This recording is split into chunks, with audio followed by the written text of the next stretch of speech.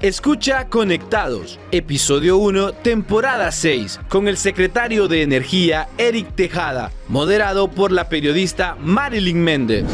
Hola, bienvenidos a Conectados en esta sexta temporada de mucha información. Vamos con entrevistas de mucho interés para todos ustedes y vamos a iniciar con un invitado muy especial. Le damos la bienvenida al ingeniero, ministro de Energía y también encargado de la Empresa Nacional de Energía Eléctrica, Eric Tejada. Bienvenido, ministro. Gracias, Marilyn. Un placer estar con ustedes. Qué bueno, ya queremos conversar muchas cosas de usted también, de gestión pública, pero también de política. Ministro, cuéntenos cómo va en el último año ya de gobierno, usted de los ministros que se ha mantenido ahí en el puesto. ¿Qué avances nos puede comentar? Bueno, creo que hay que entender varias cosas, ¿no? Uno, no solo fue un cambio de gobierno, fue un cambio total de la dinámica institucional, ¿no? Uno de los temas clave es que el gobierno anterior generó más de 70 fideicomisos para ejecutar las obras, si es que se le puede llamar obras, pero para las compras y las licitaciones del Estado, ¿no? Entonces la ley de contratación del Estado, que data desde el año 2000 o 2001, no se aplicaba, ¿no? Sino que se tercerizaba y se privatizaba toda la función de compra, ¿no? Entonces una política de Estado fue derogar todos los fideicomisos y que el gobierno regresara otra vez a la aplicación de la ley de contratación del Estado. Entonces, evidentemente, eso tomó algún tiempo de transición, pero ahora se está viendo todo el fruto. Creo que fundamentalmente la decisión de la presidenta en inversión, tanto en infraestructura como en energía y en la parte social, son los grandes componentes, así como la política de subsidios que sustentan la visión social del gobierno. A diferencia de otros gobiernos, no hemos visto crisis energéticas como en los anteriores, apagones intermitentes, aunque hay zonas que sí, ¿verdad? Pero hablando de las principales ciudades, ministro. Mire, el tema es, aquí hay una crisis energética permanente desde el 2014, ¿no? Creo que el punto de inflexión es la aprobación de la Ley General de la Industria Eléctrica del 2014 y que señala un rumbo de un mercado liberalizado del sector energético y restringió las capacidades del ENE, ¿no? Entonces, hubo un problema grave con esa ley, ¿no? Además que se aprobaron 200 contratos de forma directa de energía, más de 3.000 megawatts, y que en realidad muchos de ellos ni siquiera entraron en operación, ¿no? Pero generó un problema porque estaba escrita en el papel, pero no se aplicaba en la práctica. Entonces, en Honduras, por ejemplo, una licitación pública internacional de compra de energía nunca se llevó a cabo. Nosotros estamos próximos a lanzarla este año y va a ser la primera que realmente va a tener estándares internacionales para la adquisición de energía. Entonces eso generó un problema de abastecimiento de energía y también el tema de que no se invirtió absolutamente nada en la red de transmisión y en la red de distribución. Entonces lo que damos nosotros fue prácticamente un sistema colapsado, un colapso eléctrico, y tuvimos 2 años difíciles, el 2023 y el 2024, por el impacto climatológico del fenómeno del Niño. En la actualidad, ¿qué departamentos podemos decir que siguen con problemas energéticos graves? Mire, yo creo que hemos hecho inversiones en la mayoría de departamentos. Hay una zona que es, digamos, conflictiva por naturaleza y es el Valle de Sula. Tiene que ver que ahí es el corazón industrial del país y es la zona que tiene más demanda de energía por toda la industria intensiva que hay ahí, ¿no? Entonces hemos priorizado las obras tanto en transmisión como en generación en el Valle de Sula y ya estamos obteniendo resultados interesantes, pero cuando llegamos todavía el año pasado, en el verano tuvimos algunos problemas ahí y tiene que ver básicamente con que hace 15 años no se invirtió y evidentemente el crecimiento demográfico, ¿no?, de la gente, el crecimiento industrial económico, ya estaban sobresaturados todos los circuitos del norte. Sí. Hay proyectos, hablando del Valle de Sula, ministro, controversiales que no se han logrado ejecutar, que ustedes han prometido hacerlos, pero también recordamos que iniciaron estos proyectos en el gobierno anterior del presidente Manuel Zelaya. Me refiero a El Tablón, Morolica, Los Llanitos y Catuyo.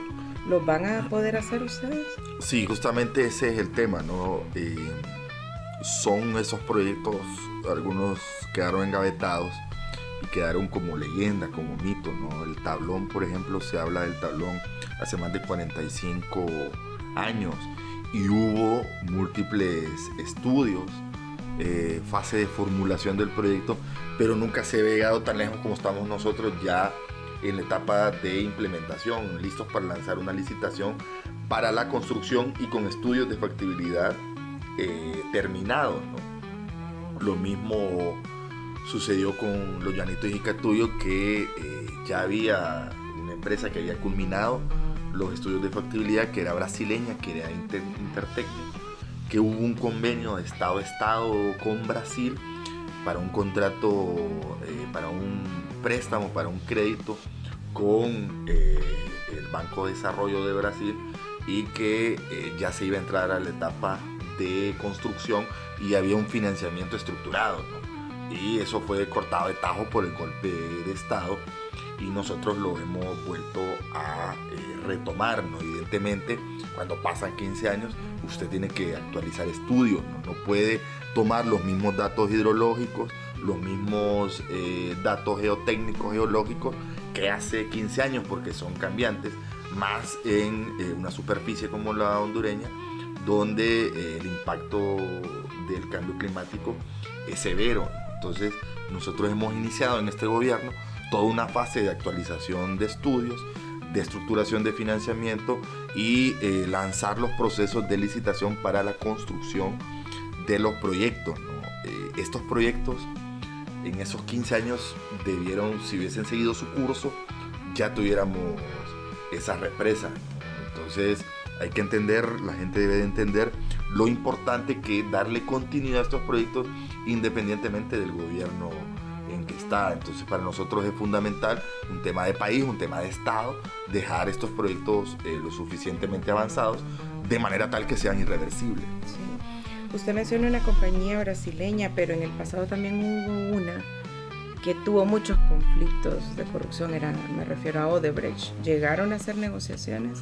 Sí, Odebrecht tuvo problemas en varios países de Latinoamérica. De hecho, los mismos personeros de Odebrecht mencionaron que aquí no había habido ese tipo de problemas, ¿no? Recordar que en ese caso primero iba la etapa de estudios de factibilidad y de estructuración del financiamiento antes de la etapa de construcción. O sea, no hubo ningún desembolso a Odebrecht, que había sido designado por el Estado de Brasil para desarrollar el proyecto. Ellos tuvieron otros problemas en Latinoamérica con proyectos más avanzados. Sí, pero en Honduras definitivamente no. No.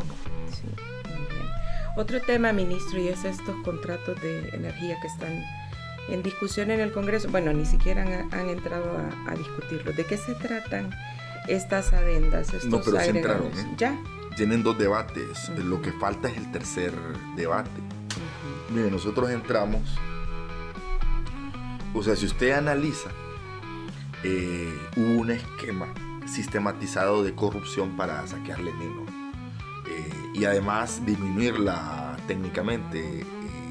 Cumplía con un objetivo, y que era partirla en 3 pedazos y privatizarla, ¿no?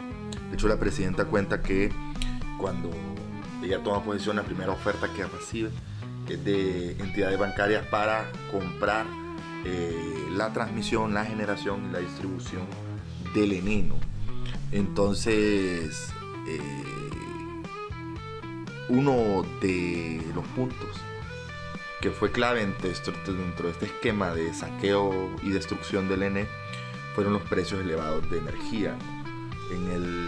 Entre el 2010 y el 2015 Se adjudicaron 200 contratos casi de forma directa, sin dictámenes legales, sin dictámenes técnicos, ni dictamen del Centro Nacional de Despacho que avalara la necesidad de esa energía, ¿no? Eso se prestó a la corrupción público-privada. La aprobación en el 2013 del decreto 138-2013 es la puerta que abre a la corrupción, y posteriormente la aprobación de la Ley General de la Industria Eléctrica el 2014, ¿no? En esencia, todas esas contrataciones de forma irregular lo que generaron son contratos a sobreprecio. Honduras compró energía solar, sobre todo, y eólica y alguna hídrica, entre 15 y 18 centavos, cuando en Centroamérica se estaban adjudicando a 11. Eso en términos, suena a centavos el kilovatio hora, pero en términos de dinero mensual es muchísimo, son millones y millones de dólares. Y eso representó un perjuicio para el Estado.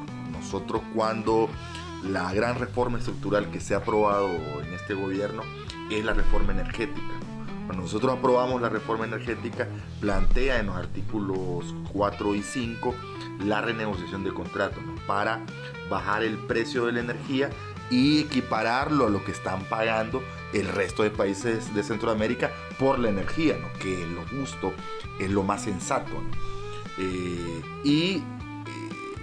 Además, eso tiene dos impactos. Un impacto en la gente porque baja el precio que ellos en su factura pagan, y además la ENE paga menos dinero por la compra de energía. Entonces nosotros iniciamos ese proceso. Actualmente hay 75 contratos en operación comercial. De esos 75 hay 33 que son los más lesivos, y ese fue nuestro alcance, que dirigimos la renegociación de contratos, ¿no? De esos 33, 18 logramos firmar adenda y tenemos otros 7 en memorando de entendimiento. Nosotros, la idea era o es un primer paquete de 18 adendas y posteriormente otro paquete de entre 7 y 10 adendas para cerrar el tema de la renegociación de contratos. Nosotros en mayo, a través de la Comisión de Energía, presidida por el doctor Uno de Pino, iniciamos toda una etapa de socialización, ¿no? Donde participaron universidades, colegios profesionales como el CIMEC, todas las bancadas de los partidos, el COEP, las asociaciones de generadores, la AER y la APE, y otras entidades de sociedad civil, ¿no? Las adendas fueron además publicadas en la página web de la ENE, así como en la página web de ASJ, por ejemplo, ¿no? O sea, las adendas son desde mayo de dominio público. Todo el mundo las ha visto, y ese es el proceso de socialización más transparente que se ha hecho en Honduras en energía, ¿no? Antes, estos 200 contratos de los que le hablo, por ejemplo, se aprobaban en madrugones de un solo tirón en el Congreso Nacional, sin dictámenes y sin el escrutinio público, ¿no? Entonces, nosotros consideramos que es ridículo que ASJ diga, por ejemplo, que ha habido opacidad en el proceso, por favor, cuando desde mayo son de dominio público.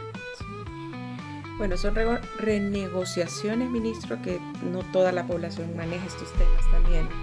Pero que estos compañías privadas, ¿son operadores privados? Sí, claro, son los generadores privados.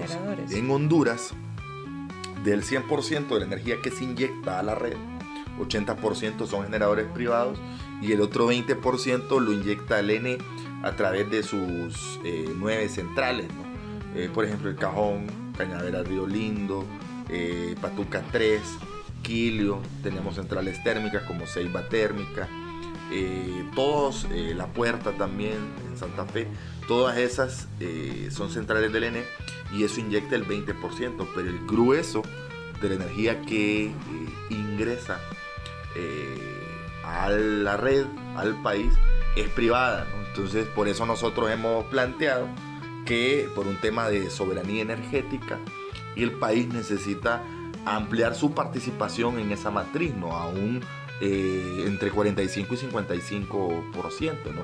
Que es lo que se estila en otros países. ¿Por qué? Porque es un recurso del Estado. Son, por ejemplo, energías renovables, son recursos del Estado que muchas veces son usufructuados por compañías privadas, y sobre todo que han obtenido ciertas concesiones o contratas de agua al amparo de la corrupción público-privada. Sí. Y estas últimas compañías que no han logrado llegar a un acuerdo para renegociar son muy grandes, son generadores muy grandes, muy importantes. Sí, claro, los generadores más importantes térmicos y renovables, los más grandes son los que no han renegociado y son los que han obtenido más utilidades a través del tiempo. Hay una empresa térmica que Honduras le ha pagado entre el 2010 y el 2022 36 mil millones de lempiras. Eso es más que el presupuesto de un año del Ministerio de Educación. Ese es el nivel de pagos que le ha hecho el Estado de Honduras a estas empresas. Y además, según el estudio que hemos hecho nosotros, los niveles de rentabilidad de las generadoras en Honduras son los más altos a nivel centroamericano. Entonces, nosotros lo que pedimos en beneficio de la población y del ENE para que paguen menos energía es que bajen el precio del kilovatio hora y pueda el ENE tener un alivio financiero y la gente reducir su factura de lo que paga mensualmente por la energía. ¿No quieren ellos? Ahí los grandes están renuentes a culminar el proceso de renegociación. Otra cosa que es importante que la gente sepa: de cada lempira que pagan de la energía, de cada 100 lempiras, por ejemplo, 70 van destinados a pagar la generación privada del ENE, o sea, a los generadores. Sí. ¿Y están al día en las cuentas del gobierno con estos operadores? Mire, nosotros entre el 1 de noviembre y el 31 de diciembre del año pasado, la ENE pagó 11.900 millones de lempiras a generadores privados. Con eso, la deuda flotante, o sea, la que se le debe de las facturas vencidas, está en 10.600 millones de lempiras. Nosotros hicimos un acuerdo con el Fondo Monetario de este parámetro, que es una meta cuantitativa, que en el acuerdo con el fondo llegarlo a cierto nivel, que eran 11.500 millones. O sea, nosotros cumplimos con la meta y estamos en un estándar manejable y se viene en el primer cuatrimestre de este año otra cascada de pagos para bajarle la deuda flotante con generadores. Lo único que les pedimos es a los generadores que no han llegado a acuerdo que bajen el precio. El ENE les va a pagar, pero que bajen el precio y podamos tener un alivio tanto para la gente como para el ENE. Sí. Para terminar con el tema de estos proyectos de energía, ministro, hay críticos, he visto principalmente de ASJ, señalando que ustedes están inaugurando proyectos que empezaron en el gobierno anterior. Ese es otro tema que es una campaña de desprestigio.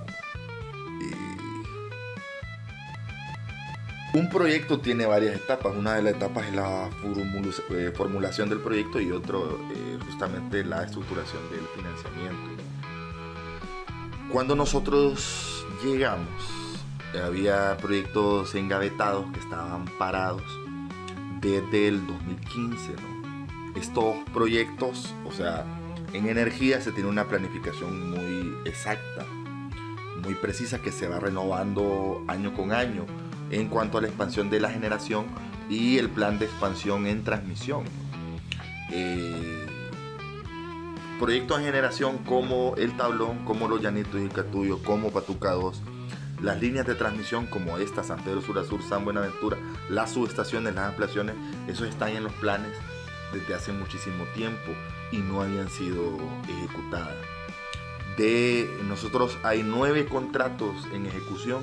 De esos 9 contratos se derivan 23 obras eléctricas, 22 recibieron orden de inicio desde el 2022 a la fecha. O sea, es más del 95%, y que por voluntad política y capacidad de ejecución de los proyectos no habían sido realizadas y llevados a cabo a la ejecución. No es lo mismo que usted lo deje en el papel a que ya llegue una etapa de ejecución donde tiene que lidiar con contratos, con proveedores, el monitoreo y evaluación del proyecto, la supervisión, lidiar con que lleguen los transformadores, por ejemplo, darle seguimiento a la fabricación, todo lo que implica ejecutar. Pues hemos creado unidades ejecutoras, hemos fortalecido las capacidades del ENE para que estas unidades ejecutoras, como lo dice la palabra, ejecuten los proyectos y los supervisen a los contratistas, ¿no? Entonces nosotros desdeñamos esa campaña que básicamente va orientada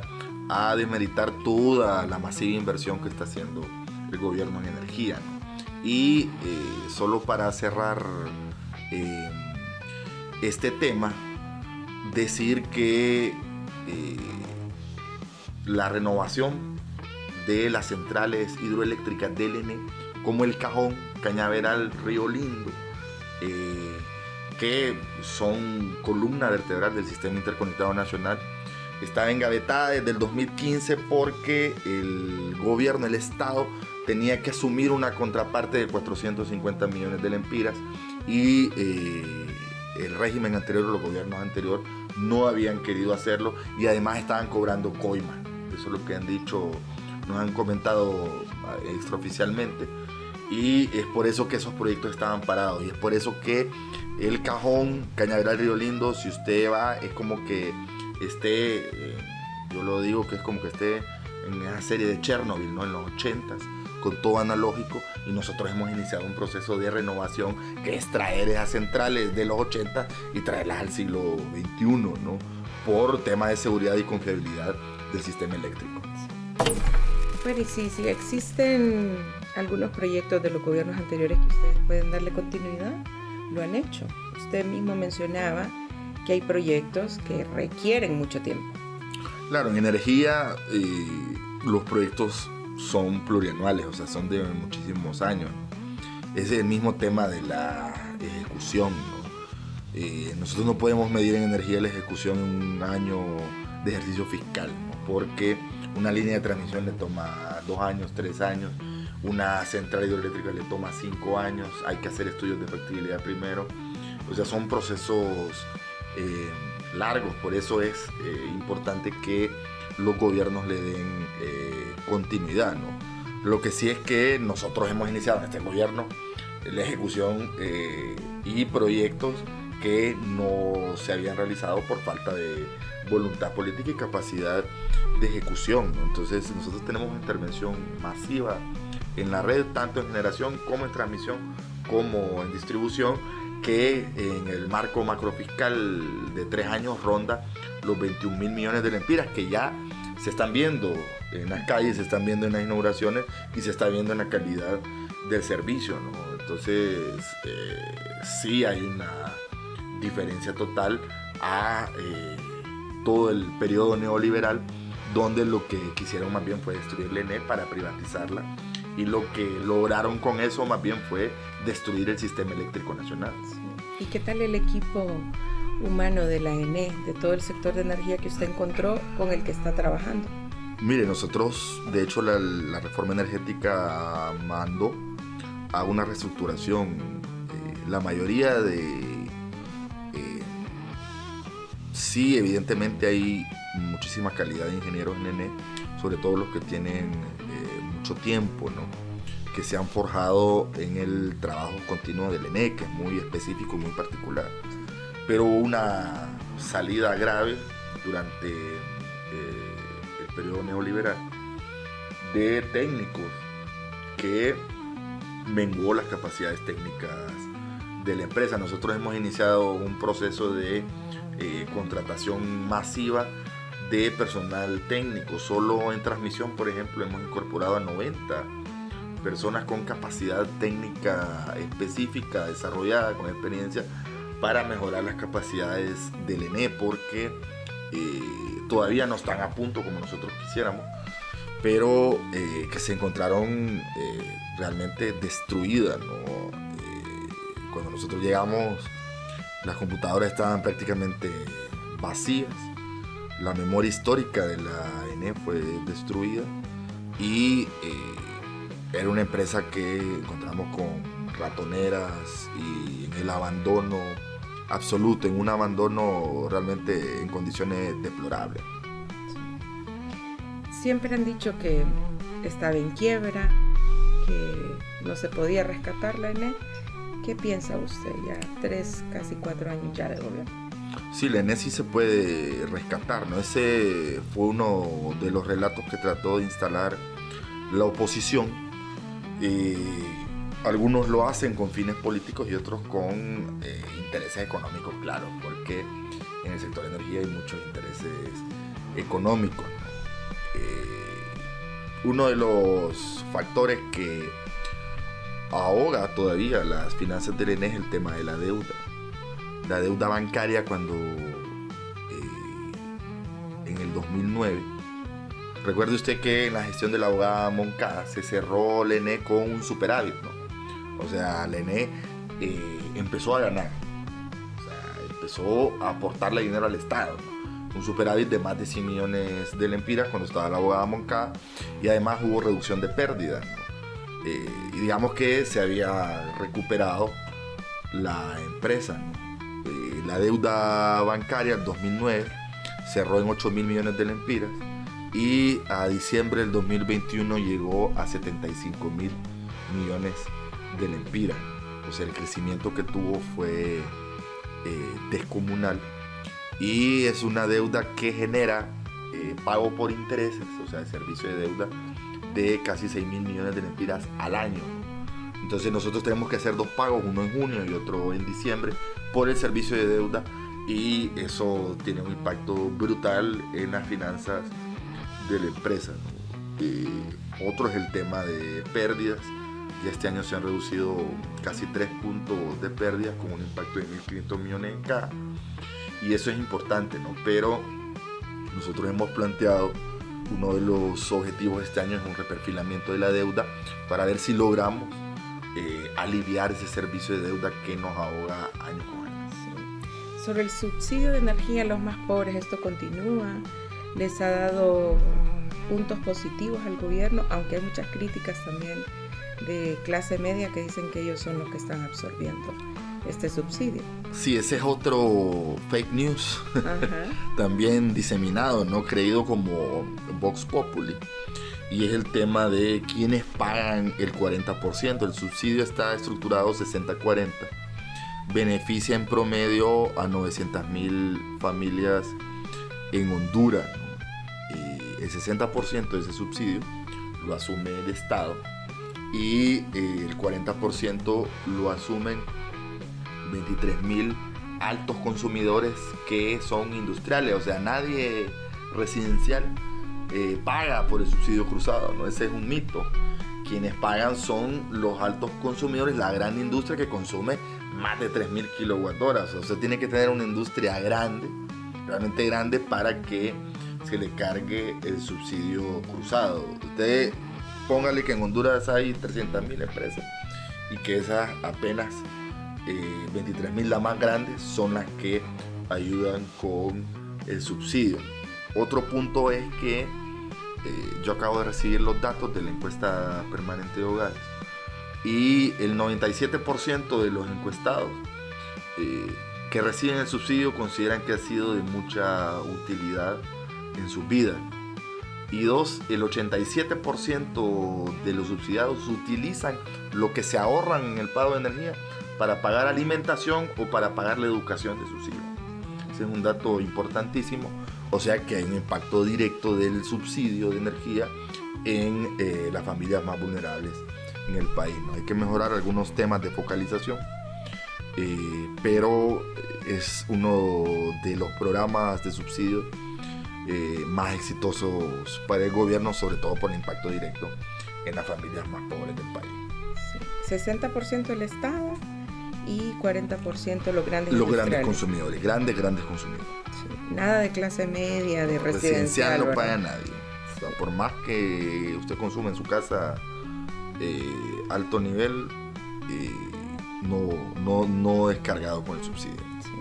Bueno, lo explicaba el ministro de Energía, ¿verdad? Porque sí se rumoraba mucho por ahí. Sí, eso siempre me lo dicen, fue como un fake news que se quedó acuñado.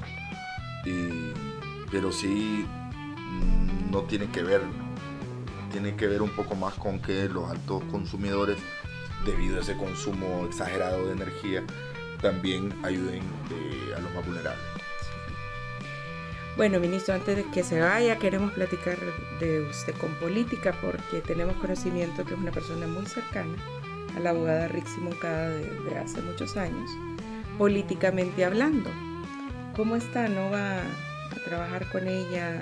¿No renunció a su cargo? ¿Sigue con la presidenta? ¿Qué expectativas tiene? Sí, nosotros estamos con la presidenta. Es importante para nosotros que el gobierno culmine su último año con más logros, más éxitos.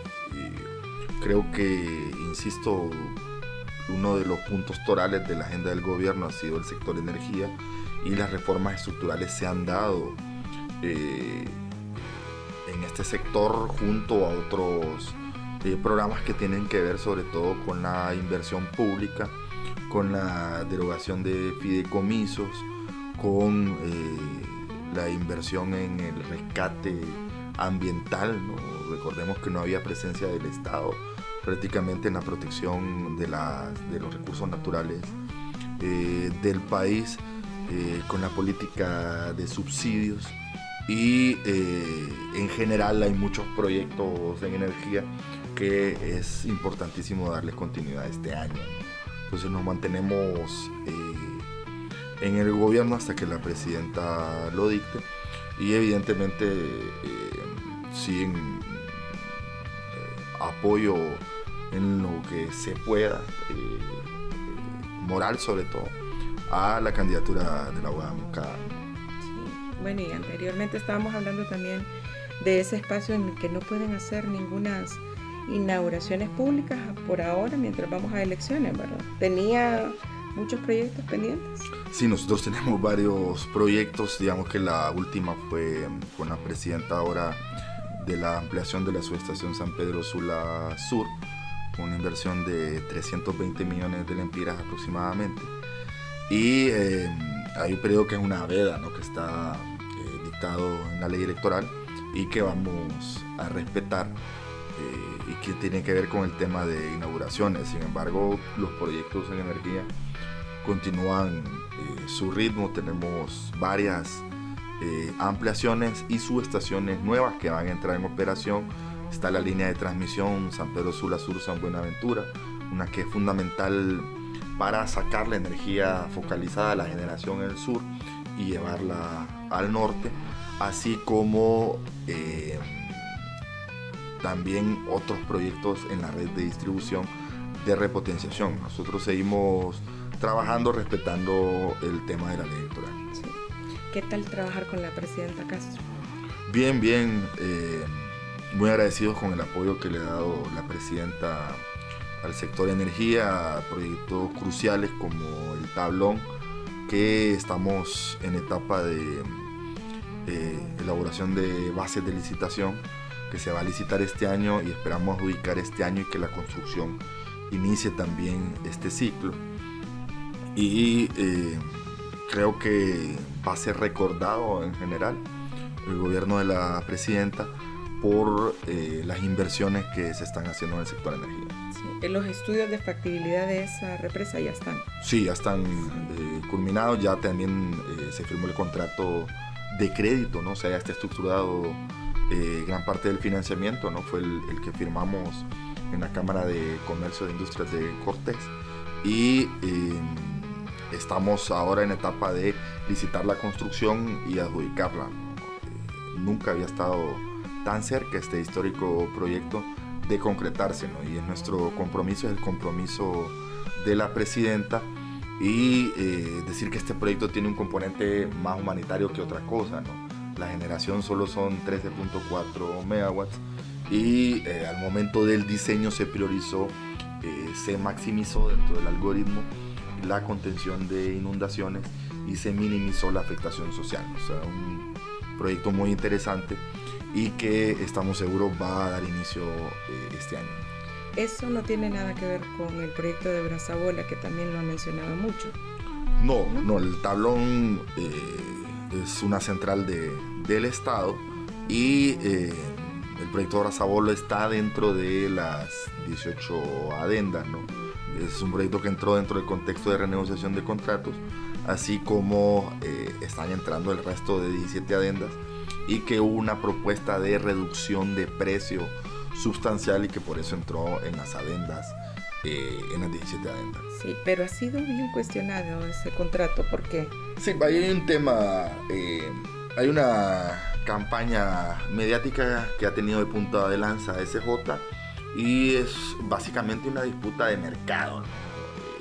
El status quo energético en el país ha estado acostumbrado a que ningún megawatt entre que no esté controlado por ellos y sobre todo en la zona norte, ¿no? Entonces, cuando entra o pretende ingresar nueva energía, sobre todo térmica, en el norte especialmente, inician este tipo de campañas de desprestigio y es un tema meramente económico, nosotros no lo tomamos personal, es un tema meramente de disputa de intereses económicos de sectores oligopolios entronizados ya en el país y que pretenden tener un nicho cerrado y no quieren someterse o aplicar las reglas de mercado que dicen defender. No quieren competir con otros actores y es por eso que tienen ciertas estrategias de dudosa reputación para atacar a cualquiera que quiera ingresar, ¿no? Como nuevo agente generador. ¿Y esos intereses económicos tienen representantes en el Congreso Nacional?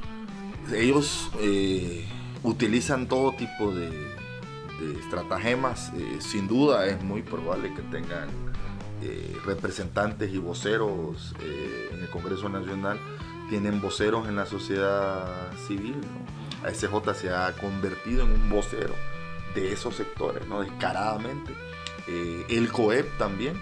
Nosotros en la etapa de socialización llegó el señor Urtecho descaradamente a defender los intereses del status quo energético y a cuestionar una sola de las adendas. Nosotros defendemos todo el proceso de renegociación de contratos y respetamos las decisiones del Congreso, pero sí entendemos también, no somos ingenuos, que hay intereses económicos poderosos que se mueven por diferentes vías para frenar cualquier intento de democratizar el sector energía. Gracias por su visita, ministro. Un gusto haber escuchado de primera mano cómo está toda la situación del sector eléctrico en Honduras. Gracias. Gracias por la invitación, María, un placer. Gracias a todos ustedes y bueno, iniciando esta sexta temporada de este podcast Conectados en Radio América, les recuerdo que estamos disponibles en Spotify, en Deezer, en Apple Podcast, YouTube Podcast, Google Podcast, nuestra página web www.radioamerica.hn. Mi nombre es Marilyn Méndez, hasta pronto. Encuéntranos como Podcast Radio América HN en Spotify, Deezer, Apple Podcast, YouTube Podcast y en nuestra página web www.radioamerica.hn.